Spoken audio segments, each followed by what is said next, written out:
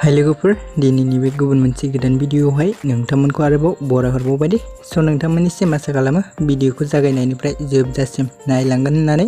Actually नोंथांमोन बेबायदिनो बर'नि फैनो गोनां गोबां आबुं सावथुन आरो बर' एलबाम्सफोरनि बागै मोनथिबाय थानो थाखाय नोंथांमोनहा गिबियावनो आंनि गोदान चेनेलखौ साबस्क्राइब खालामना लाग्रोबानो जाबाय दे लोगोफोर, जाहाथे आंनि गोदान भिडियोनि नटिफिकेशनफोरखौ नोंथांमोना थाबैनो मोनहैयो दे लोगोफोर।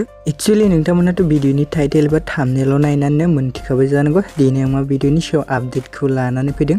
स' लोगोफोर आं दिनै मोनसे बर'नि आबुं सावथुननि सायाव सुंद' आपडेटखौ लानानै फैदों दे लोगोफोर। स' लोगोफोर भिडियोखौ नायनो इन्टारेस्टेड बा नायलांबाय थाबानो जाबाय दे लोगोफोर।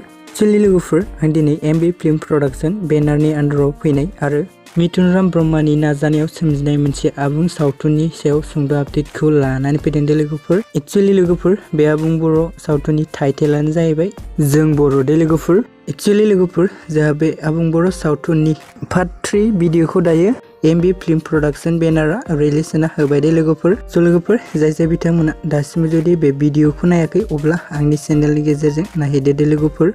एक्चुअली लोगोफोर बे भिडियोनि लिंकखौ आं डिसक्रिप्शनाव होनानै होदों दे, नोंथांमोना चेक खालामहैबानो जाबाय दे। स' लोगोफोर जोंहा बेबायदिनो माखासे फैनो गोनां पार्टफोरखौबो नायबावनो थाखाय नोंथांमोना एमबि फिल्म प्रडाक्शन इउट्युब चेनेलखौ साबस्क्राइब खालामना लाहैबानो जाबाय दे लोगोफोर। मानोना नोंथांमोननि सापर्ट आरो मदद मोनोब्लानो बिथांमोना माखासे फैनो गोनां पार्टफोरखौबो थाबैनो रिलिज होना होगोन दे लोगोफोर।